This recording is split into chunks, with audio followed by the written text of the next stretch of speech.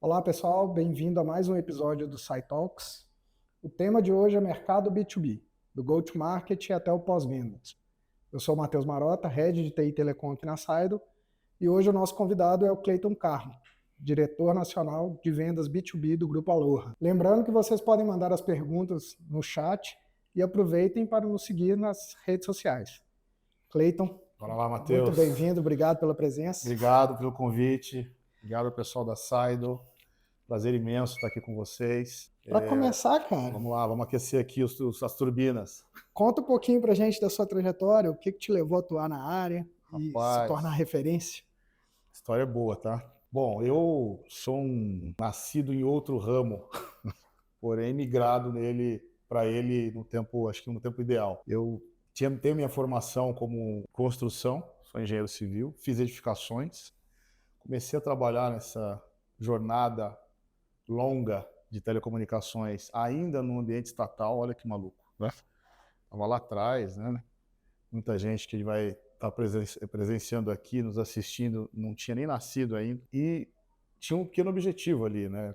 Fazer conexão com aquilo que eu estudava e depois daquela jornada mudar para o ambiente que eu estava estudando, aplicar. Assim, eu saí do curso técnico, fui para o curso de engenharia civil e queria aplicar aquilo.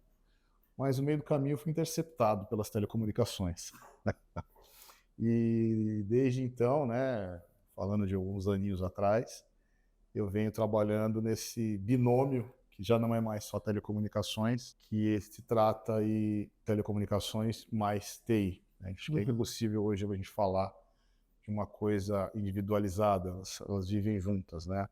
A gente vai explorar um pouco mais aqui como é que a gente percebe essa junção, mas acho que a minha história acadêmica ela começa nessa transição, né, daquilo que eu escolhi para estudar versus aquilo que depois eu me apaixonei por trabalhar.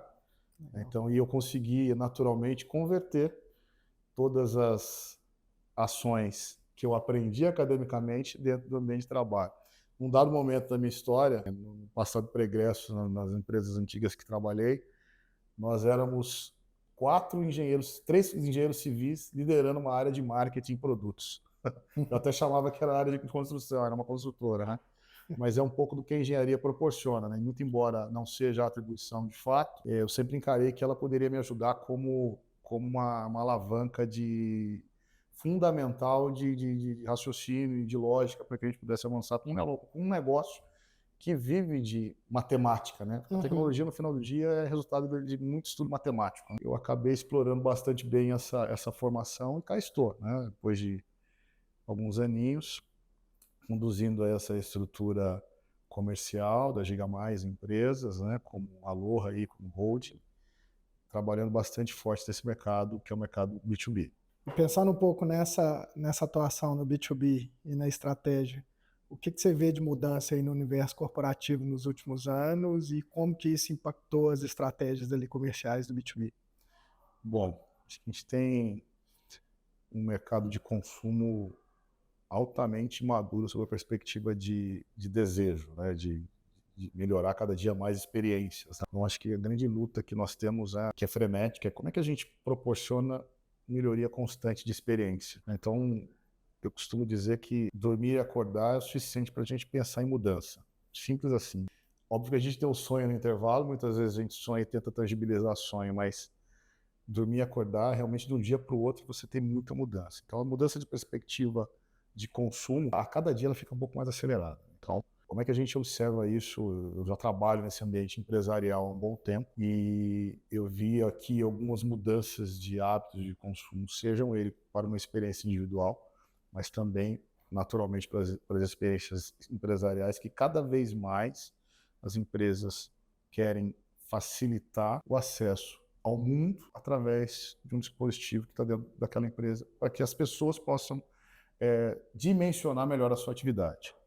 A gente passou há pouco tempo por um advento curioso, né, que foi a pandemia, que nos fez repensar muito a nossa diversidade da aplicação do uso, da convivência, do uso de tecnologia, de como é que a gente se relaciona. Então, acho que nos últimos 5, 4 anos, essa ambição pela melhor experiência ela está cada dia mais aguçada. Então, seja um usuário individual dentro de uma corporação, seja uma corporação como um todo, no aspiracional, ela quer cada vez mais resolver temas de uma maneira rápida, de uma maneira acessível, de uma maneira nova. Então, o nosso grande papel é estar conectado com essa nova necessidade para que nós, de um dormir e acordar, consigamos preparar uma inovação ou até mesmo uma simplicidade que toque a mudança do dia a dia de cada indivíduo dentro de uma corporação. Acho que é um pouco disso que a gente vem observando aí nessa evolução, que eu posso dizer que é uma evolução social, né? Sim, bacana. Foi desafiador, né? E a velocidade de adaptação a todo esse cenário e o que isso trouxe realmente exigiu muita mudança, muita adaptação de todos, né? Sem dúvida, sem dúvida. E o que você vê de principais diferenças das estratégias para o B2B e o B2C? Eu acho que eles estão intrinsecamente conectados, mas é óbvio, né? Acho que tem um limite de atuação dentro de um indivíduo versus de uma corporação, né? Eu acredito muito que cada vez mais o indivíduo ele consegue realizar dentro de poucas plataformas de acesso ao mundo, né? Quando eu falo plataforma de acesso ao mundo, ele pode ser um celular, ele pode ser uma TV, ele pode ser uma geladeira hoje em dia, né? Qualquer que Uhum. seja o dispositivo conectado, lhe dá acesso ao mundo, ao portal mundo, né? Através da internet, que é a via que a gente preparou ao longo de muitos anos para que estivesse intrinsecamente conectado. Então, o indivíduo ele já tem essa possibilidade, né? E acho que o grande desafio das corporações é fazer com que aquilo que ela produz como corporação toque melhor a experiência de cada indivíduo. Então, eles são intrinsecamente conectados, né? Eu mesmo, quando indivíduo, percebo muito o que eu espero que uma corporação me entregue. O que eu espero de quem vai me construir uma caneca, melhor me adapte ao uso daquela caneca, a um PC, a um microfone que a gente use na lapela, a uma mesa que a gente vai usar. Então, como é que o ambiente corporativo ele deve estar ancorado, né? Ele deve estar ancorado em entender o dia a dia do usuário, aplicar a melhor prática e, no final do dia, tentar fazer uma junção de experiência, né, aliada ao melhor uso. Acho que é até um pouco repetitivo do que eu estava te dizendo aqui na questão anterior, mas ele é repetitivo e complementar. Eu acho que é difícil você pensar num ambiente individual, com consumo acelerado, né? A gente hoje consome o almoço que a gente paga digital, a Uhum. gente hoje consome uma viagem que a gente faz, que a gente paga digital, a gente hoje consome uma hospedagem que a gente paga digital, então tudo isso é consumo individual, mas depende de várias plataformas que estão no ambiente corporativo. Então, a conexão do indivíduo naturalmente estimula a conexão da corporação, seja ela no ambiente privado, seja ela no ambiente público, né? Quando eu falo do ambiente público, eu também toco segurança pública, eu toco Uhum. educação, eu toco saúde, né? Então, são vários elementos que, em função do uso individual, potencializam a aplicação, né, a propriedade de aplicação dentro das corporações. Então, acho que existe muito bem esse binômio, essa conexão indivíduo mais corporação ou mais instituição, sempre se complementam e tocam muito as indústrias de maneira individualizadas, mas no final do dia se somam para que a gente possa trazer inovação, trazer novidade para as experiências de consumo. Legal. E pensando nisso, né, as organizações são formadas de pessoas, né? E pensando na operação comercial, o que você enxerga ali como os maiores desafios da operação hoje para tocar, para chegar nessas pessoas? Gente, é um tema bastante curioso. Eu falo assim de uma maneira muito próxima, porque não é, e próximo não quer dizer vulgar, né? Gente é gente mesmo, né? A gente Uhum. adotou o termo gente, né, como em vez no nosso vocabulário, não era um termo comum, mas acho que tratar com pessoas, formar pessoas, preparar pessoas é um grande desafio. Então acho que nós temos aí uma transição natural de, ao longo dos anos, as pessoas que prestam esse serviço se adaptarem àquilo que era o universo, a plataforma do ambiente de telecomunicações como puramente plataforma, mais serviço, para um ambiente mais consolidado em que essa plataforma ela é útil, mas ela precisa gerar mais conhecimento. E quando a gente toca o tema de aprendizado dessa gente, é óbvio que vem um desafio aí estruturante de a gente preparar toda a equipe. Então, nós passamos aí, dentro da corporação atual, né, da Giga Mais, por um advento de incorporação multi-regional. Vou dar um exemplo aqui que é claro. Então, Regional A tinha uma potência de negócios para uma vertente, Regional B tinha uma potência de negócios para outra vertente, Regional C tinha uma outra virtude, e aí, no momento em que a gente precisa reorganizar, preparar o time para esses desafios, opa, peraí, o que eu vou gerar de valor nesse ecossistema aqui que eu possa acelerar esse processo de conhecimento, né? Para o novo normal, né? A gente falava muito disso na pandemia, né? Então, como já virou normal, a gente não fala mais, mas como é que a gente prepara o time para poder potencializar negócio em cima dessa amplitude de possibilidades? Então, o preparo da equipe tem sido bastante intenso, né? Então, fazendo um recorte dessa jornada, né? Só capitalizando aqui a minha jornada como diretor comercial da Giga Mais Empresas, é uma jornada de pouco mais de ano e meio. Nós fizemos aqui um processo de integração da companhia, né? Então, na linha do tempo, o fundo Aloha, né? A holding Aloha fez aquisições, comprou várias empresas, com várias culturas diferentes no Brasil, que é continental. Uhum. E nós recebemos a missão, há um ano e meio, quase 2 anos atrás, de reorganizar esse tema todo. Acho que essa experiência como chefe de um B2B tem sido bastante desafiadora, porque toca aspectos socioculturais, aspectos regionais, aspectos muitas das vezes alimentares, habituais em termos de agenda, né? Um exemplo que é clássico, né? No Nordeste, o dia amanhece mais cedo e escurece mais cedo. Habitualmente, a jornada de trabalho se encerra por volta das 17, 17h30. Já no Sudeste, principalmente no verão, primavera, os dias são mais longos. A gente começa a trabalhar um pouco mais tarde. No Sudeste começa às 7 da manhã, que é dia de escritório. Às 5 da tarde, o povo tem que ir embora. No Sudeste, às 9 da manhã, a turma está chegando no escritório para ser às 18, 19, 18h30. Então, tem uma questão habitual, porque no final do dia, numa empresa integrada, você precisa acomodar questões de agenda, né? Então, tudo isso entra num pacote de georreferenciamento de organização para que a gente consiga tratar uma uniformidade do conhecimento.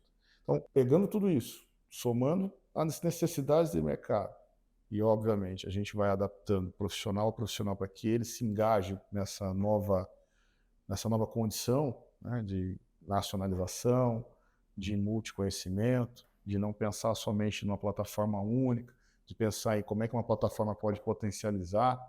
Esse é um grande desafio para formar muitos profissionais, né? Então, quando eu faço um recorte ainda do universo Giga Mais, a gente está falando no universo que temos aí 60 colaboradores de venda no B2B nível Brasil, que tinham culturas diferentes e precisam vender o mesmo portfólio para clientes com os mesmos perfis de uso no Brasil como um todo. Então, tem uma universalização que a gente precisa, que a gente promove, com várias linhas de conduta, seja treinamento, seja conhecimento, seja visita, seja presencialidade, seja tudo isso vai somando para compor o cumprimento desse desafio que não é simples, né? Cuidar de gente, eu costumo dizer que é o maior dos desafios da gestão, e fazer com que essas pessoas se engajem é o segundo maior, né? Cuidar, engajar para entregar resultado. Então, são algumas coordenações que, se elas não acontecerem muito bem alinhadas, obviamente não geram uma história de sucesso aqui. Isso é um fato. Já é um desafio quando é local, né? Quando é um escritório a nível nacional, regionalizações, espaço geográfico como um todo. E além das aquisições, herdar Sim. outras culturas, outras organizações. Faço ideia o desafio. Sem dúvida, sem dúvida. E pensando um pouco agora nos produtos, no portfólio. Como que nasce um novo produto B2B no telecom? A demanda vem do cliente, vem do mercado, uma visão da empresa, isso tudo conectado? Matheus, você sabe que eu tive aqui uma história recente, em debate com um antigo presidente de uma outra corporação que trabalhei, que nós tínhamos dois caminhos. Um era orientado ao mercado, o outro era orientado à tecnologia. Mas eu deixei muito claro para ele que a tecnologia, sem o mercado, ela não serve de nada. Sem a necessidade de mercado, você não consegue aplicar a tecnologia. Então, o que vem primeiro? Necessidade de mercado. Então, eu preciso me adaptar às necessidades de mercado para que eu consiga naturalmente entregar melhor uso da tecnologia para todos os usuários. Então, era uma discussão muito clássica para entender até onde a gente queria chegar. E entendo eu que na Giga Mais a gente tem esse viés muito clássico, assim, muito claro, tá? Porque até foi um tema de processo seletivo, até brincando aqui, eu lembro que uma das perguntas que eu fiz foi qual que é a orientação? É exatamente essa, né? Mercado ou tecnologia? Acho que a gente tem que seguir as tendências de mercado para que a gente consiga melhor ancorar a tecnologia, né? Então, acho que o desenvolvimento ele parte por aí. Quando a gente se orienta pelo mercado, é natural que eu preciso fazer essa imersão para entendimento, né? Então, o primeiro passo é o que o meu mercado endereçado necessita? O que o meu mercado endereçado se interessa?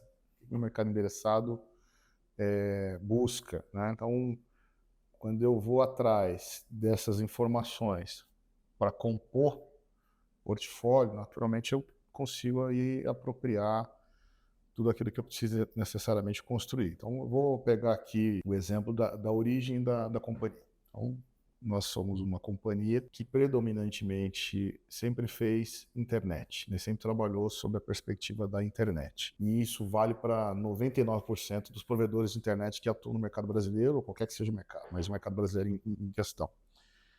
E quando a gente fala de próximo passo, qual que é o próximo passo de um provedor de internet? Continuar com a internet, que tem aí hoje, de uma maneira muito ampla, no mercado brasileiro, mais de 20 mil provedores de internet ao longo do território, né? Muito embora seja um território continental, eu acho que é um volume bem grande de provedores de internet. Qual que é o próximo passo? Qual que é o dia 2 do cara? Então a gente, naturalmente, se preparou para isso, para poder... Qual que é o meu dia 2, né? Num processo de nacionalização, num processo de várias fusões, num processo de amadurecimento da companhia. Qual que é o meu dia 2, né? Eu vou continuar vendendo só a internet? Vou vender outros serviços, né? Então, a gente fez essa pergunta mais orientada para o mercado. Então, cara, o que o meu mercado que já consome a minha internet quer? Então, é um ambiente que a gente entende que precisa ser observado. Internet por internet, eu tenho 20 mil concorrentes no Brasil que podem entregar a mesma internet. Óbvio que não estão nos mesmos territórios, mas óbvio que é muito claro que em cada território eu tenho mais de 10 concorrentes que possam entregar a internet. Então tem que passar para o próximo nível. Então a gente começou a pensar no termo como é que eu saio dos tubos e conexões, né, da telecom, para eu avançar num ambiente que eu consiga entregar mais valor agregado. Então a gente começou a pensar cliente atendido que tem internet e é uma transportadora. Esse cara vai ter vários usos, vários problemas para resolver que eu posso apoiá-lo através da plataforma internet. Então a internet deixa de ser o produto que eu vou me ancorar e passa a ser suporte nesse momento, tá? Então o viés de inovação que a gente traz é, cara, eu continuo tendo o meu serviço tradicional, que é a internet, é acesso à porta ao mundo, mas eu preciso fazer com que os problemas da operação desse cara sejam resolvidos através dessa plataforma. Seja ele uma economia, seja ele uma apropriação, um avanço, uma venda nova, um produto novo. Então, é como a gente pensa e senta e desenvolve. Sento, entendo a dor, amadureço, produtizo e boto isso na prateleira, ou não, né? Então, dependendo muito do uso, boto na prateleira ou não. Então, o mercado B2B tem uma particularidade que ele é muito tailor-made, né? Então, muitos produtos nascem de uma especialização, depois a gente produtiza. Então, ouvir o cliente faz com que a gente consiga categorizar isso. Então, basicamente, esse é o processo. Através daquilo que eu já tenho de infraestrutura, potencializo em valor agregado, traçando soluções para problemas com os corriqueiros de cada cliente que a gente possa atender. Então, esse é um ciclo de criação contínua que a gente faz. Poxa, como é que eu expando? Então, em 1 ano e 8 meses, 1 ano e meio de operação, A gente saiu dos tubos e conexões e a gente já tem mais de 15, 20 serviços aí de valor agregado dentro do portfólio que naturalmente resolvem os problemas de uma corporação, né? São só esses? Claro que não. Todo dia alguém vai ter um problema para resolver. Então a gente sempre vem se ancorando e se antenando a esses problemas de cada cliente, seja ele da base ou um novo cliente que a gente venha conversar. Bacana. Sempre antenado ali às mudanças do mercado, a necessidade das empresas, né? E dali nascem novos produtos. Bem legal. A gente teve lá na Abrint, Cleiton. Sim. Vai ter evento, né? Assistir. Potencial. Bacana. Assistimos lá o seu painel, você falou bastante da integração nacional da operação de vendas. Queria entender um pouquinho mais o que isso significa na prática, o que é integrar uma operação comercial B2B. Matheus, tem vários aspectos aqui, né? Eu falei um pouquinho das questões regionais, também falei um pouquinho das questões de produtização, como é que a gente formata, e eu acho que falando de campo, né, falando de força de vendas, eu me recordo do dia que pisei na companhia e eu tinha muito a atenção de respeitar a regionalidade, né? Porque o Brasil só se transformou num grande ponto de internet global, né? Como é que eu posso dizer? Um grande mercado de internet global por conta dessa mega expansão que ocorreu nos últimos 15 anos desse mercado de internet. Então, se a gente for olhar lá para 2010, 2008, era um nível de cobertura nacional completamente distinto do que é hoje. Nos últimos 15 anos, aí pouco mais do que 15 anos, a gente teve aí um advento gigantesco de desenvolvimento desse mercado. Mas uma das coisas que, e até um pouco antes, e tem um tema que é, nós classicamente éramos orientados pelas grandes corporações desse ambiente, né? Das incumbentes, né? Que a gente sempre disse lá atrás. E o nível de aceleração da necessidade por conta do advento da internet, ele começou a ficar tão rápido que as grandes corporações não davam mais conta de investir na velocidade que o mercado aceitava, né? Voltando lá atrás, quando a gente só tinha voz, vocês se lembram daquele lance dos planos de expansão, né? A gente chegava lá, nossos pais acordavam cedo, ficavam na fila da companhia telefônica da região para poder fazer o cadastro, para poder, né, contratar uma linha telefônica, estava na fila de espera, aí se contratava, pagava lá uma fortuna no preço de um carro, no investimento que a gente estava fazendo naquela companhia. Nós passávamos aqui, naquele momento, nossos pais, né, nós não, nossos pais, passavam a ser acionista daquela companhia, né? Então, o processo de crescimento de demanda, ele era medido por isso. Então, era um cenário bem distinto. E quando a gente foi para um advento de internet que precisava crescer muito rápido, se fosse depender das incumbentes apenas, o mercado não ia estar do jeito que ele está hoje mais nunca. Então, teve um movimento que a Anatel fez, foi que ela flexibilizou a abertura de licenças, abertura de mais portais de acesso à internet. Então, muitos provedores que aí, muitas das vezes até não estavam regularizados, eles começaram a se regularizar e expandiram, e a gente criou um mercado muito denso sob a perspectiva de cobertura de internet. Isso foi classificado e muito ponderado pela regionalidade. Como é que o cara gosta de ser atendido, o indivíduo? Ele gosta de ser atendido do lado da casa dele, nessa característica interiorana brasileira de ir na loja, de falar com o vendedor da loja, de fazer o pedido na loja. É uma característica normal. Por isso que a gente ainda tem grandes grupos varejistas com lojas físicas. Né? Uma característica de consumo do nosso país. Portanto, essa regionalidade foi explorada por boa parte dos provedores. Então, você vai lá para o sul do Brasil, você vai ter lá vários provedores regionais que ainda entregam o boleto lá para o cara poder pagar. Você vai em Minas Gerais, tem o cara que gosta de estar na loja prosear com a vendedora. Então, tem esses aspectos regionais que se mantiveram, né? Então, quando a gente olha para a conversão disso em estrutura, se eu perco isso, eu perco a tropicalidade que eu tinha e que fez com que esse mercado crescesse. Então, um dos primeiros aspectos que a gente quis ponderar foi, cara, não posso perder essa tropicalidade. Se eu perder, se eu coloco um vendedor da capital, lá da Faria Lima, para vender lá no Pará, meu, esse cara não vai vender nada. Entendeu? Eu tenho que deixar o cara de lá, que conhece o dono da escola, que conhece o dono do comércio, que conhece o prefeito. Esse cara tem que estar lá. Porque esse cara é o cara das relações. Então, foi uma das preservações que a gente teve que manter, óbvio. Trazendo o mega processo, o master processo da companhia, mas respeitando a tropicalidade, né, a regionalidade de cada indivíduo que pudesse apoiar nessa construção. Então, acho que a principal matriz, regionalidade, associada ao multiconhecimento, né? Uma das ações que a gente também fez foi, o time de vendas ele não tem que vender só para segmento específico. Eu potencializo força de vendas quando eu treino esse time para vender qualquer segmento corporativo.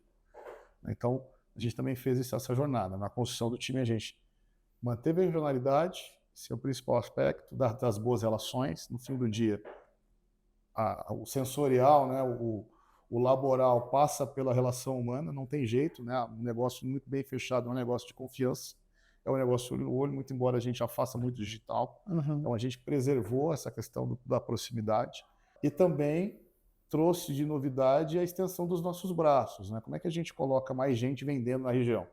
Puta, vou ter que ter um cara de governo para atender todas as regiões. Não dá, eu pego todo mundo, treino todo mundo e todo mundo vende governo, vende para a empresa, vende para um provedor de internet, porque são muito pulverizados. Então, são duas vertentes que utilizamos para a construção desse ambiente, apoiado no nosso, vou chamar de marketplace de soluções, para que todo mundo pudesse vender nas regionais e para todos os agentes daquelas regiões. Então, hoje um vendedor nosso tem o conhecimento múltiplo para que ele possa vender, seja para o governo, seja para um provedor de internet, ou seja para uma empresa que esteja locada naquela região.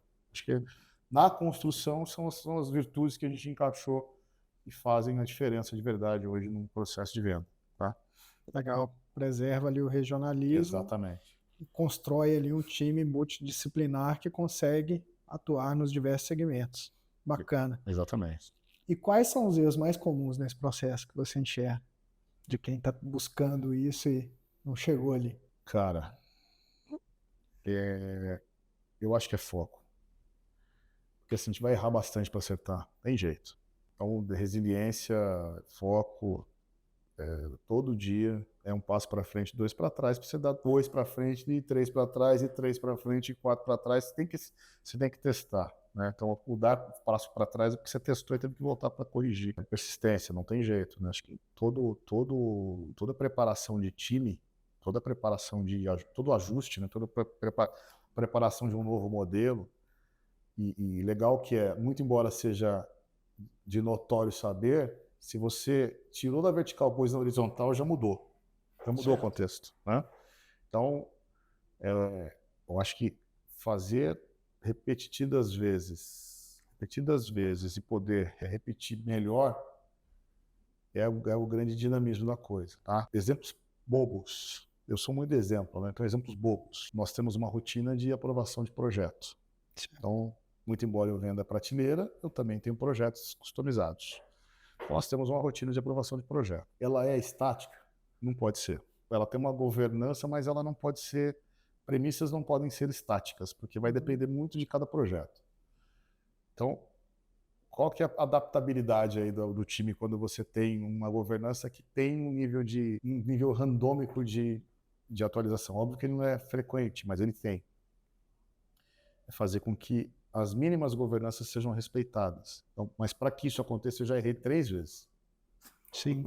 Eu tive a primeira, fiz errado. E a segunda tá bem melhor que a primeira, mas ainda tem um gap. A terceira, essa tá top, mas a gente já tá mudando, tá? Então, Aprendizado constante. É muito constante, é contínuo, tá? É um ciclo muito contínuo. Então, esse é um processo que a gente criou para exercitar em todos os níveis. Veja, quando eu estou falando de aprovar projeto, eu tenho que primeiro entender o projeto. O cara tem que entender o cliente, conhecer o cliente. Ele tem que entender da solução. Ele tem que entender dos econômicos do projeto. Ele tem que entender se o cliente consegue pagar aquilo. Ele tem que entender se o cliente consegue aumentar aquilo na perenidade do projeto. Então, eu estou fazendo várias formações aqui, né? A formação do caso, a formação da habilidade de quem está vendendo para poder apresentar aquele projeto e a formação de quem precisa aprovar aquele projeto. Então, são várias formações que ao longo da jornada a gente consegue fazer. Então, eu acho que o grande desafio é fazer com que isso seja rotineiro, né, se rotinize para poder criar aí o próximo step, o próximo passo da evolução. Nunca é uma coisa que eu aprendi, né, no nosso negócio, é que ele nunca vai ser igual no dia seguinte. Por mais que eu tenha tudo produtizado bonitinho, ele nunca vai ser igual no dia seguinte. A gente sempre vai mudar. Seja por uma necessidade de investimento, seja por uma necessidade de aumento de lateral de custos, ou um desvio, uma mudança, ou seja por uma precificação distinta.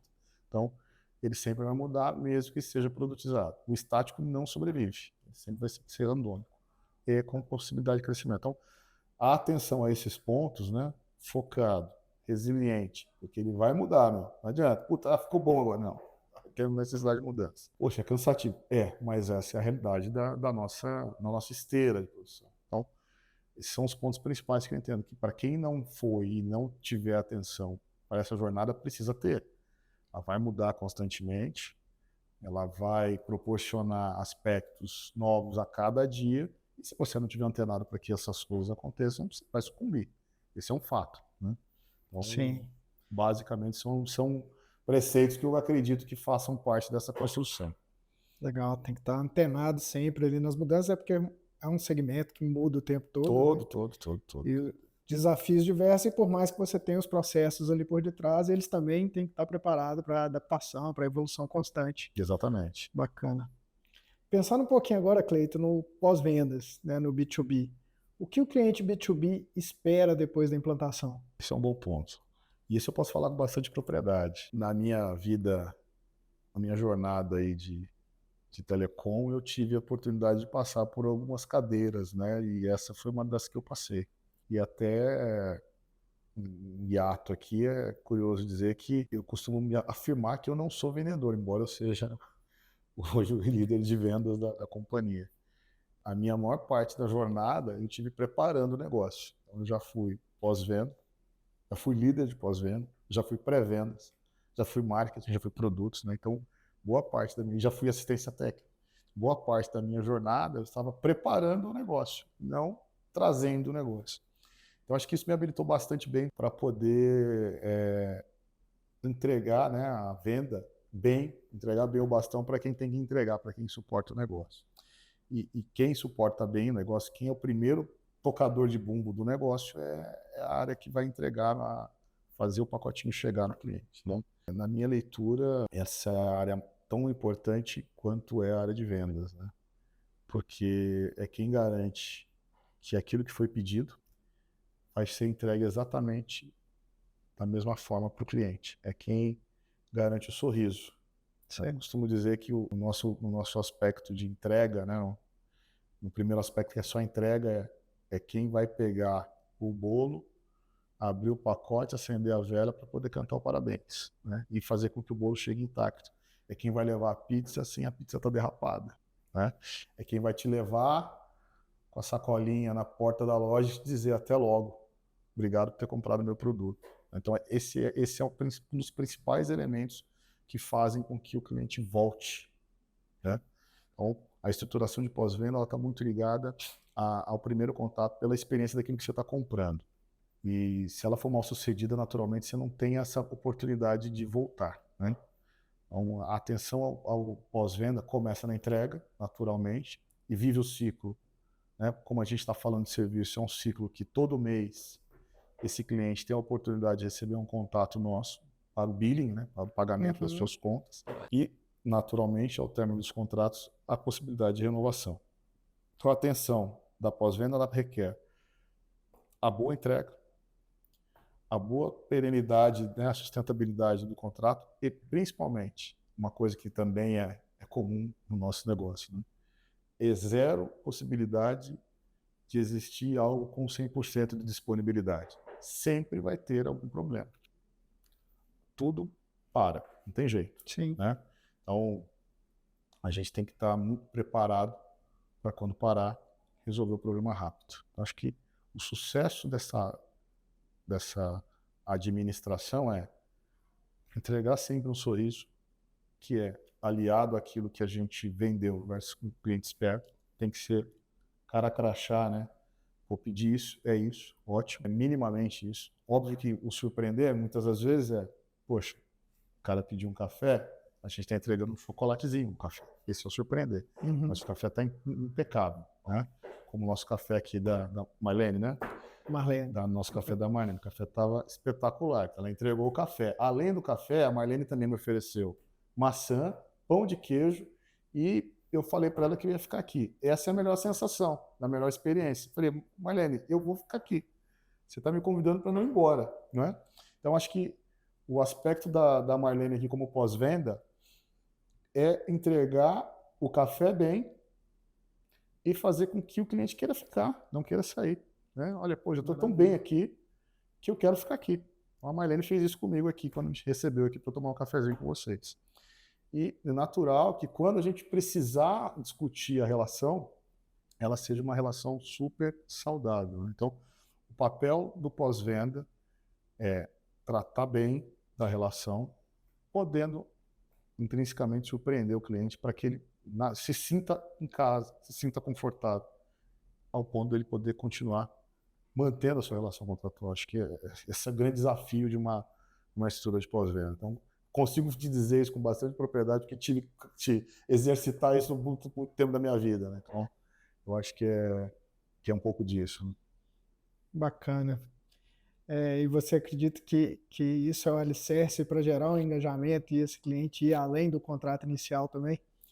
Sem dúvida. No ambiente de competição, quando a gente tem muita gente entregando a mesma coisa, né, e veja que todo mundo também está entregando inovação, né, eu percebo o seguinte: quando todo mundo entrega muita coisa igual, tem um espaço de diferenciação pequeno. E o que eu tenho percebido é que se você consegue entregar o café, entregar o pão de queijo, a maçã, mesmo o cliente tendo só te pedido o café e sabendo que isso é um valor agregado para ele que ele não tinha percebido, você tem o continuismo, não tem jeito. É difícil você abandonar. O cara não quer ter problema. Né? Que cliente quer ter problema? Ninguém quer ter problema. Então, na sua casa, qualquer serviço que você tenha, que tenha um concorrente que possa oferecer o mesmo, você não vai trocar se o seu fornecedor não te oferecer o problema.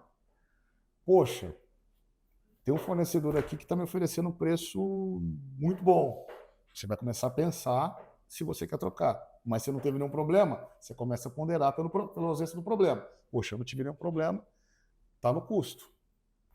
Se eu trocar, começar a ter problema, será que eu vou ter a mesma qualidade? Então, qualquer que seja o consumidor, seja físico ou jurídico, vai pensar nessa perspectiva.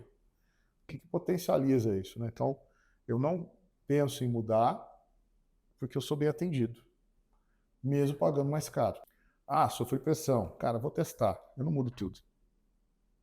Eu mudo só uma parte. Eu vou testar. Estou dando uma chance. E se nessa hora esse novo competidor não entregar para o cliente minimamente o que ele já tem, é a hora que você solidifica a relação. Então, a atenção ao cliente, ela é tão importante quanto qualquer outra coisa numa relação comercial. Então, se você cuida bem do seu cliente, se você entrega valor para ele, a diferenciação está no serviço, na atenção, no contato, no zelo, no cafezinho da Marlene. Estou insistindo aqui porque realmente ela fez a diferença aqui, né, no trato do cafezinho, mas é essa sensação de diferença que o cliente sente que faz com que os contratos se alonguem, se permitam a serem renovados. Né? Então, é um pouco nessa linha de conduta que eu acredito. As relações próximas, a sinceridade, a cordialidade. Né? Acho que um contrato, uma relação, né? Acho que um contrato comercial, quando a gente fala contrato, a gente leva muito para o jurídico, não pode ser só um contrato. Ele tem que ser um contrato associado a uma relação. Né? Então, potencializar isso, proporcionar isso ao cliente, faz com que realmente se transforme em relações longas. Então, eu vejo isso ao longo do tempo, que eu tenho até o preço mais caro que o concorrente, mas ele não muda porque ele sabe que eu vou entregar, que eu vou atender, porque a hora que ele me ligar, eu já ouvi isso, tá? Isso é fato. Cara, eu fico com você, mesmo pagando mais caro, porque a hora que eu ligo para você, você me atende, o outro cara não atende. É exatamente isso. É a atenção, né? Então, eu já ouvi isso de centenas de clientes, né? De relação de confiança. Pago mais caro, mas para não ter dor de cabeça. E aí, quando a gente fala de líderes técnicos, né? Pago mais caro para poder dormir final de semana. Porque eu sei que eu vou dormir final de semana, porque eu estou contratando o serviço de vocês e caso eu tenha um problema, eu sei que eu posso contar com vocês. Então, eu acho que é um pouco nessa linha que a gente consegue administrar bem uma relação. Legal. Essa relação de confiança é importantíssima mesmo. Cara, falando um pouquinho da força de vendas, falando um pouquinho do atendimento ao cliente, agora pensando em como mensurar isso tudo, entender se está dando certo, se de fato estamos atingindo os objetivos. Quais são os principais indicadores, sinais que você considera importantes ali? Esses dias eu brinquei com o nosso diretor de Customer Experience, né, de atendimento, o Jorge. Um salve para o Jorge. A gente estava falando de montar o NPS raiz, né? O que é o NPS raiz? Os termos bons, né? Tem um tubos de conexões, NPS raiz.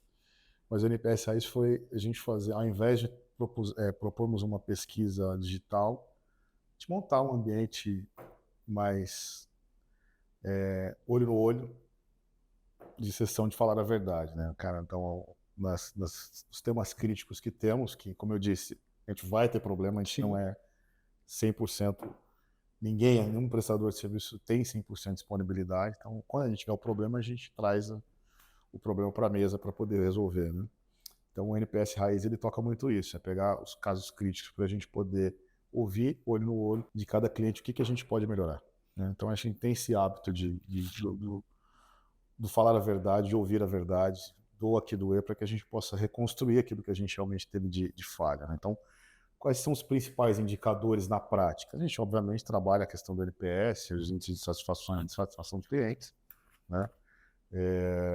Quando eu falo de indicadores financeiros, os principais, e aí quando a gente trabalha pensando, a gente naturalmente sempre olha a margem, né? Então a margem do negócio, os OIBDAs, os EBITDAs da vida, para que a gente possa entregar isso como forma de contribuição para o acionista, né? Então, acho que na relação, seja ela com o investidor, seja ela com o cliente, são os principais indicadores que a gente acaba apropriando. Índice de satisfação natural versus até o potencial de fidelidade que ele tem conosco, que toca em quê? Toca em tempo de contrato, toca em crescimento de base, toca em próprios feedbacks unilaterais que acabam acontecendo, né? Ó, semana passada eu recebi uma grata surpresa de um cliente, eu estava até de férias, o cara mandou uma mensagem aleatória, um áudio,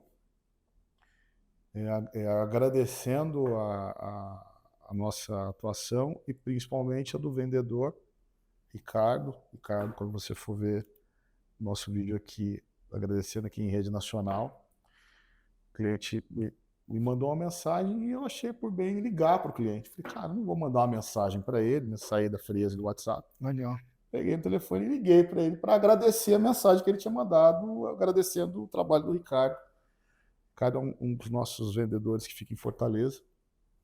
E esse cliente está muito satisfeito com o atendimento dele e achou por bem me mandar um áudio me agradecendo pelo fato do Ricardo estar atuando bastante bem com ele. E aí, cara, assim, mínimo razoável era eu ligar para ele e agradecer pessoalmente. E também já aproveitei para oferecer coisa nova para ele, também acho que é importante, né? Mas acho que o fato da gente sair também, né, ter esses indicadores que não são tabulados, né, acho que os indicadores emocionais, né, poxa, esse cara me mandou uma mensagem, esse cara acredita na nossa companhia, vou ligar para ele para poder fazer o diferente. E ele falou isso para mim, falou, poxa, eu não esperava que você fosse me ligar, eu só te mandei uma mensagem para que ficasse registrado, e fico feliz de você ter me ligado. Falei, cara, assim, o mínimo que eu poderia fazer, né? A gente pode se colocar do lado do cara. O mínimo que você gastou sua energia, seus segundos, minutos aí, para me escrever uma mensagem de agradecimento. Acho que o mínimo que eu poderia fazer era te surpreender com uma ligação. né? Legal. Então, entregar sempre uma surpresa é um dos indicadores não contabilizados, mas a gente costuma fazer isso, né? Sai um pouco da normalidade, é ligar, é pessoalizar a relação. Aumenta o vínculo, né? A ligação com o Exatamente. seu cliente. Bom, e aí pensando um pouquinho nos indicadores palpáveis, né? Como que a tecnologia te ajuda nesse processo? Bom, a gente costuma tratar de uma maneira muito simples, né? Tudo que a gente possa tabular, né? Eu sou muito adepto a sair do convencional, né? Então, dados, acho que a formação me atribui a isso, né? Acho que a parte analítica ela é sempre bem-vinda, né? Então, a gente sempre costuma tabular dados aqui para entregar pesquisa e sair com resultantes, né? Então, plataformas, sejam elas plataformas próprias ou até mesmo públicas, a gente acaba utilizando aí para conseguir mensurar isso de uma maneira estruturada, né? Então, a gente usa muito a área de experiência do cliente, ela acaba usando conexões virtuais para que a gente possa fazer, seja pesquisa da base ou seja pesquisa nas redes sociais de aderência da marca, ou de aderência da experiência, né? Seja pelo conhecimento da marca ou seja pelo próprio cliente usando o nosso serviço. Então, são vias de acesso a dados para que a gente possa compilar e medir dois indicadores, né? O primeiro é como é que as pessoas, como é que as empresas conhecem a nossa marca, em que momento ela está, como é que ela está bem posicionada e como é que aquele que já era um cliente nosso é um detrator ou um retrator, né? Como é que a gente qualifica isso? Então a gente usa bastante as ferramentas públicas para ter acesso à compilação de dados, né? Tais como as redes sociais mais comuns que utilizamos, seja LinkedIn como rede profissional, e aí para o mercado B2B é muito mais utilizado, ou também muitas das vezes Instagram ou Facebook, menos o Facebook, mas o LinkedIn geralmente é a ferramenta que nos compila mais dados de uma maneira gratuita, né?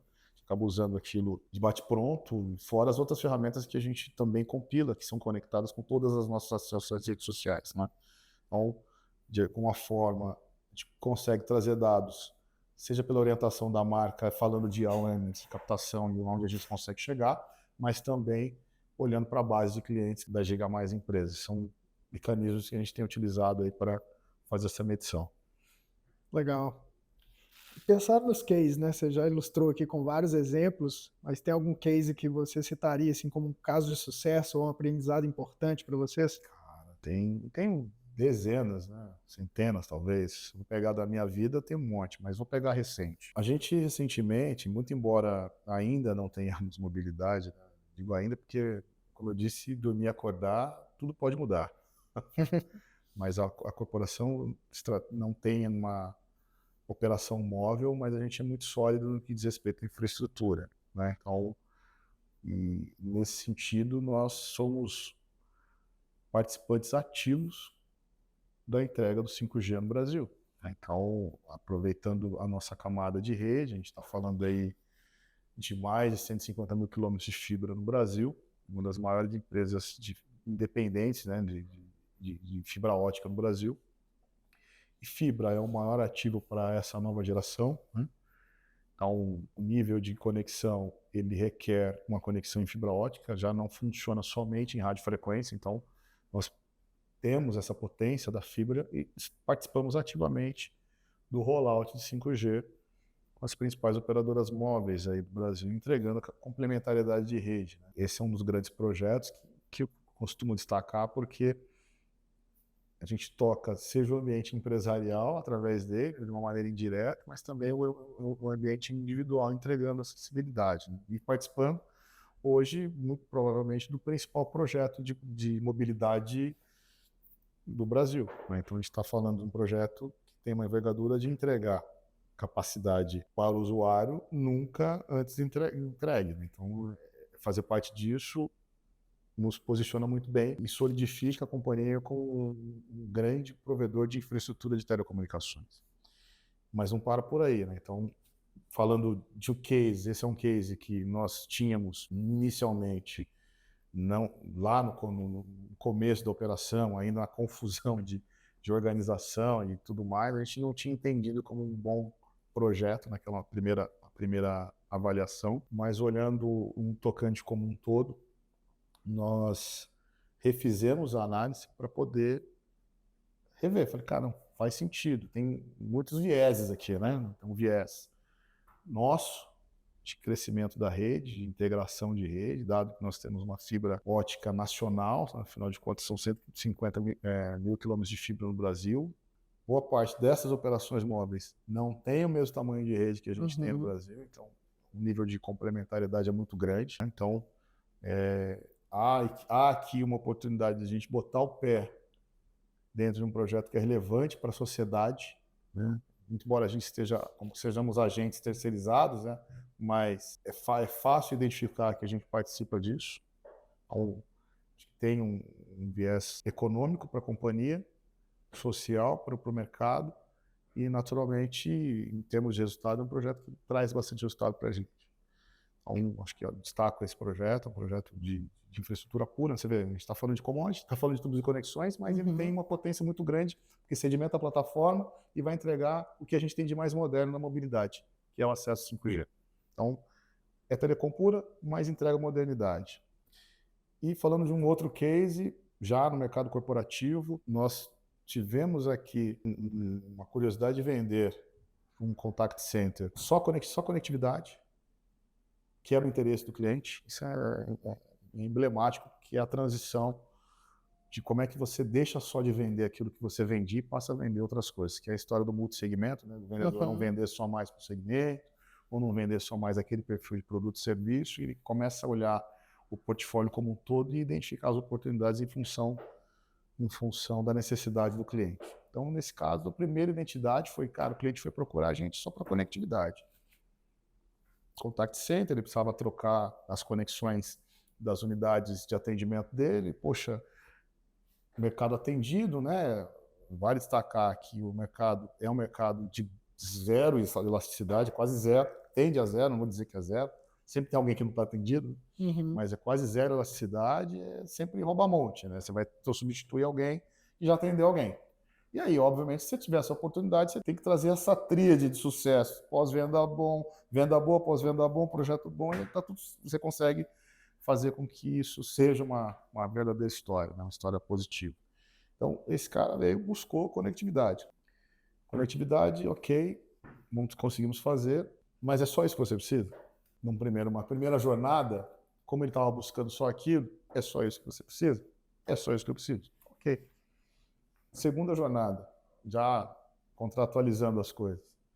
Tem certeza que é só isso que você precisa? Porque eu tenho tal coisa, tal coisa, tal coisa, tal coisa. Aí já vem um veja bem.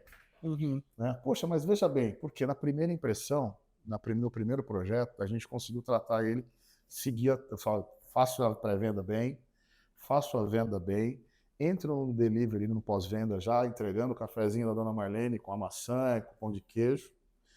E o cara falou, poxa, esse cara consegue me entregar legal, né? Por que eu não posso confiar nele em mais outros serviços? Dali já nasceram virtualização, que não é tubos e conexões, já nasceu cibersegurança, que também não é tubos e conexões, está quase virando, mas não é ainda. Já nasceu omnichannel, já nasceu backup e já nasceu colocation. Olha que doido, até colocation, né? Então, assim, fez ali o famoso barba, cabelo e bigode por conta da via de telecomunicação inicial que a gente fez e fez bem. Né? Então, se a gente fez bem um caminho, a natureza de crescimento ela é iminente, é natural, né? Ela é convencional. Então, a gente aplicou o cross-selling na veia ali, né? E já com a possibilidade de fazer o upselling, né? Esse serviço que ele contratou originalmente, ele já pode ser que ele já tenha que ampliar. Né? Então, eu acho que nós fizemos ali um contact center degustar inicialmente um serviço convencional, um core, né? Um serviço core que a gente fala, e, num segundo momento, apostar nas nossas soluções e as suas vantagens. Né? E aí tem uma outra variável, que eu acho que ela é importante, que a gente também colocou na mesa, que é, como ele também tem um serviço que é do meu interesse, eu também coloquei na mesa para ele a opção dele também se tornar um fornecedor para mim. Legal. Veja, eu trouxe a relação direta da minha venda, trouxe a experiência nova para ele, daquilo que ele nem imaginava que eu pudesse oferecer, e trouxe a oportunidade de ele também poder oferecer um serviço para complementar o meu, né? Então, essa é o casamento perfeito, né? Eu vendo o cara, ele vendeu para mim ali também. Vendeu assim, a gente está discutindo, mas abrimos uma porta Uhum. dele também, através das soluções dele, poder ser um parceiro nosso. Então, acho que esse é um caso bastante distinto, mas é um caso que trouxe sucesso para a gente e a gente replica N vezes dependendo da oportunidade que a gente possa fazer isso, né? A gente replica. Eu brinco muito que nós somos grandes consumidores, né? Nós como empresas, nós somos grandes consumidores do mercado. Então, vocês, obviamente, têm a empresa de plano de saúde de vocês, tem a empresa de vale alimentação e refeição de vocês, e às vezes a gente esquece que eles também podem ser os nossos clientes, Sim. né? Então, essa é uma investida que a gente tem tocado bastante. Cara, por que eu não chego lá no meu fornecedor de saúde e também ofereço meu serviço para ele? A gente já faz isso. Os nossos fornecedores de saúde, a gente vai lá, olha, eu compro de você saúde, você também compra de mim o serviço. É uma relação bilateral que a gente costuma estimular para os principais parceiros de negócio. Então, nesse caso, como era um ambiente corporativo, a gente conseguiu exercer exatamente ela, né? Legal.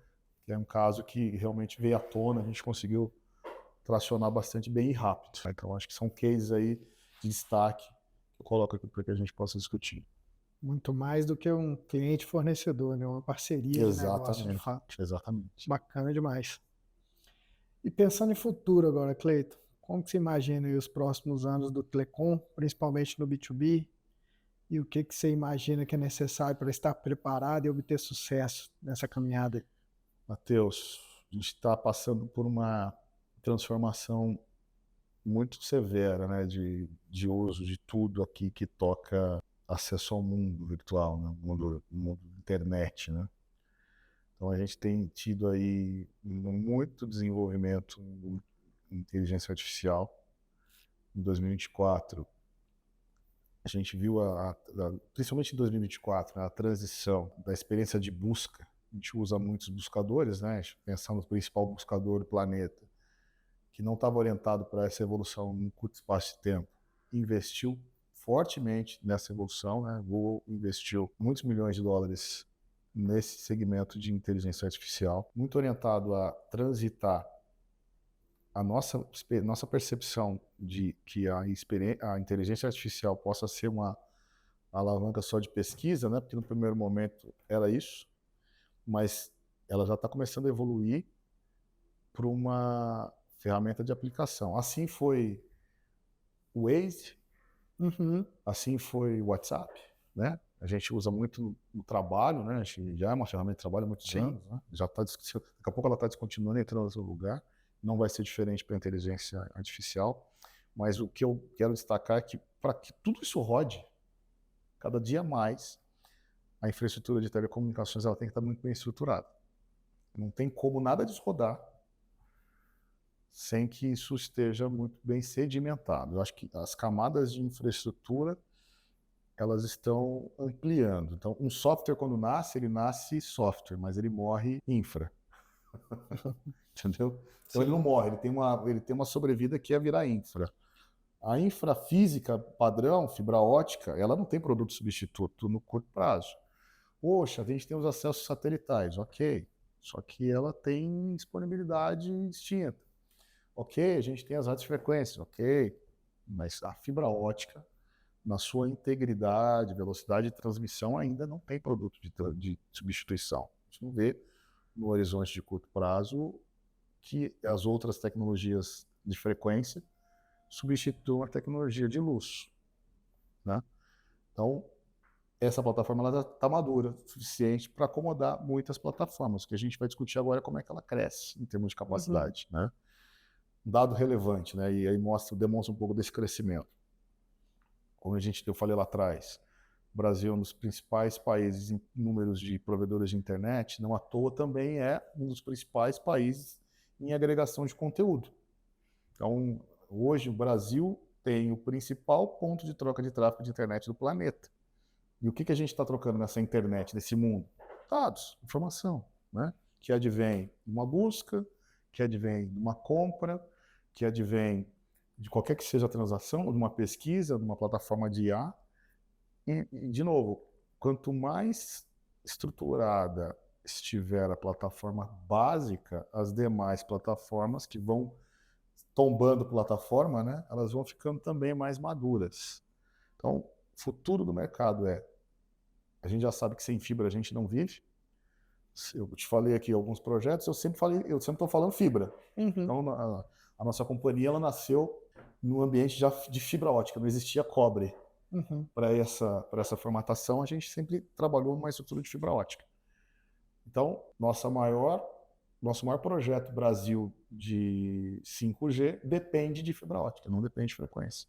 Óbvio, terminalmente ele até utiliza a radiofrequência para que a gente acesse nos celulares, mas para alimentar aquela estação ele depende da conexão em fibra ótica, fibra ótica em alta velocidade. O que isso quer dizer? Quer dizer que todas as aplicações vão precisar desta velocidade da luz, né, da fibra, para poder ser terminal. Então, dados. São Paulo é o principal ponto de troca de tráfego do planeta. A gente tem volume de dados sendo trocados na rede poderosos. Acessos. Para poder chegar na borda, quanto mais eu chegar em fibra, mais rápido aquele usuário vai ter acesso. Conteúdo. Eu vou precisar pulverizar conteúdo para entregar ele rápido. Então, hoje a gente tem uma centralização de dados e, naturalmente, a gente vai para o conceito de edge computing. É natural, a gente não adianta mais discutir. Tem um movimento histórico que mostra isso, que vou voltar lá nos primórdios. Você mora em que bairro aqui? Funcionários, aqui pertinho. Perto da sua casa não tem uma central telefônica? Sim. Pois é, mas quando nasceu as telecomunicações em BH, certamente só tinha uma central telefônica no centro da cidade. E obviamente elas foram crescendo, né? Tem várias centrais que foram um legado aí da operação fixa. Por que elas cresceram? Porque a experiência de voz daquela época, do usuário lá, os funcionários, era diferente do centro. Então, para que a comunicação ficasse melhor ajustada naquela região, precisou criar uma central telefônica naquela região. ED, né? Estou saindo do centro e indo para a borda. Não é diferente para dados, né? Então, o conceito de ED vai ser aplicado. Então, eu vou ter mais servidores, conteúdos pulverizados para que a gente distribua acesso à informação melhor na borda. Mas como é que isso chega lá? Uma infraestrutura sedimentada, com uma infraestrutura robusta, não é? Então, cada dia mais, essa necessidade de uso frenético por velocidade, por acessibilidade, por baixa latência, né, por tempo de resposta rápido, requer boas infraestruturas no ambiente de telecomunicações. Ela vai morrer? Não, ela vai ficar mais forte, mais robusta. Mais barata? Sim, mas mais robusta. E todas as aplicações que vão crescendo em cima dessa rede, elas vão mudando de nível, elas vão virando infraestrutura justamente para poder ter a próxima geração. Então, como é que eu vejo o futuro? O futuro cara, eu não vou viver sem fibra, eu vou ter mais fibra. Tem muito desafio? Tem. Puxa, como é que é o nosso método construtivo? Poxa, a gente constrói nos postes. Os postes são limites, né? Tem limite, tem os seus limites. Então, como é que vence essa barreira? Ah, tem rede subterrânea? Tem, mas a gente está falando de 95,5 no Brasil, né? Predominância de construção de rede aérea. Tem uma barreira aqui que a gente precisa vencer, mas não tem um caminho de volta. Isso é um fato. A gente precisa dessas infraestruturas para poder adensar crescimento de cobertura, né? De rede, para poder ancorar plataforma, para poder ancorar acesso a conteúdo, para que todo mundo consiga ter boas experiências, seja no ambiente individual e, obviamente, no ambiente corporativo. Então, todo mundo que tiver filial, né, tem vários projetos que a gente está rodando ali que é segurança em todas as lojas da rede, em todas as agências bancárias. Então, todas as agências com firewall. Antigamente o cara só queria internet. Sim. Agora o cara precisa de segurança. Aí o cara precisa de ter armazenamento próximo. Porque ele precisa carregar a folha de pagamento lá rápido, porque o cara vai entrar no aplicativo lá naquela região e se ficar rodando demais, ele começa a abrir chamada no RH, porque, puta, eu não consigo abrir a minha folha de pagamento aqui. Então, tudo isso está ligado ao melhor uso da infraestrutura para eu chegar com conteúdo na borda para que o usuário lá na ponta tenha a melhor experiência. De novo, o cara que vai acessar a folha é o indivíduo, mas quem apresenta a folha é a empresa. Então, seja para o ambiente individualizado, seja para o ambiente empresarial. Então, qual que é o futuro do mercado? Densidade, fibra, alta capacidade e de distribuição de conteúdo nas bordas. Não tem outro caminho que não vá ser esse para que a gente consiga se apoiar daqui para frente. Bacana. Estamos chegando no final aqui, Cleiton, mas até para a gente levar um pouco mais desse conhecimento para as empresas que estão buscando o crescimento, qual conselho que você daria para elas, as que estão atuando ali Isso no eu vou mercado cobrar, B2B? Isso eu vou cobrar a consultoria das empresas. Brincadeira, pessoal. Acho que assim, tem muita coisinha básica que precisa ser feita ainda. O que eu quero dizer com isso? Não adianta a gente mirar no grande alvo se a gente não está bem estruturado naquilo que é convencional. Então, por mais que a gente sempre pense em inovação, a gente sempre pense em melhor tecnologia, a gente sempre pense em como é que a gente pode vender algo que eu não tenha, acho que o primeiro passo é você entender muito bem daquilo que você tem. Você está fazendo o seu melhor. Acho que é o primeiro passo, porque eu vejo muitas corporações não explorando muito bem aquilo que ela tem de melhor. Muitas. Às vezes até a minha, né? Então esse é um desafio que a gente tem, de pegar e explorar ao máximo, estressar ao máximo aquilo que a gente tem, que a gente está chamando de básico, né? Antes mesmo de pensar no próximo passo. Então, eu tenho que ser o melhor naquilo que eu faço. O meu básico tem que ser um básico bom. Acho que o primeiro passo é, cara, identifica se você está explorando bem o seu básico, né? Você conseguiu capitalizar o básico? Tem muito dinheiro no básico, né? Tem muito dinheiro ainda em acesso à internet, muito embora ela seja um commodity. E aí entra um pouco de todas as pitadas do que a gente conversou aqui. Um bom atendimento, um bom serviço, um café com maçã e pão de queijo, tudo isso. Todas as componentes que a gente pode aqui colocar como pitadas, né, de sabores aqui para que se componham. Mas acho que o básico, primeiro, tem que ser explorado. Poxa, o básico está explorado, cara, consigo navegar muito bem dentro do meu padrão. Cara, próximo passo. Qual que é o meu próximo passo? E não precisa ser serial. Acho que o mais importante é, você não precisa tratar isso de uma maneira serial. Você pode tratar num paralelismo, mas você tem que ter muita identidade com o seu básico. Você tem que dominar o teu básico, né? O teu convencional. Feito isto, o resto vira fábrica de empilhar sucesso, né? Então a gente tem várias histórias de várias empresas globais que são muito especialistas no básico, né? O seu computador, por exemplo, é de uma empresa que é muito especialista no básico. Muito embora ela sempre entregue inovação. Então, ela garante com que sempre a gente vai ter uma boa experiência no básico, que é o dispositivo dela. Então, veja, ela não deixa de inovar, mas ela sempre garante que você vai ter uma boa experiência. E essa experiência já é básica, porque ela já está no mercado há tantos anos, né? Acho que são esses dois principais pontos. Garantir seu básico, está muito antenado ao paralelismo do básico com a inovação. Acho que são os principais pontos que eu encaro aqui como desafios aí para quem realmente precisa se ancorar no desenvolvimento sustentável aí para o seu mercado. Show de bola. Muito boa dica. Cleiton, queria te agradecer muito pela presença, pelo papo. Eu que agradeço. Espetáculo estar aqui com vocês, reunido aqui nessa tarde, noite, manhã, como a gente vai ser publicado aí com calma, né? Mas acho que um belo aprendizado estar com vocês. Eu digo que quanto mais eu falo, mais eu aprendo. E obrigado mais uma vez pela oportunidade de estar aqui com vocês. Um grande parceiro, a Seidel, né? A gente já tem aí produtos de vocês embarcados dentro da companhia. E acho que a ideia aqui é realmente, de alguma maneira, a gente buscar ampliar aqui nossos laços de parceria e seguir em frente. Conte comigo aqui para que a gente possa avançar dessa forma, Matheus. Conte conosco também. Obrigado. Estamos juntos na jornada. Muito bom, muito obrigado. Obrigado você. Bom, gostaria de agradecer a todos também e convidá-los para participar do nosso próximo evento, Open Finance, Open Insurance, desafios, riscos e oportunidades. Vai ser bem interessante também. E lembre-se de nos seguir nas redes, para estar antenado aí em tudo que a gente está fazendo. Obrigado, pessoal.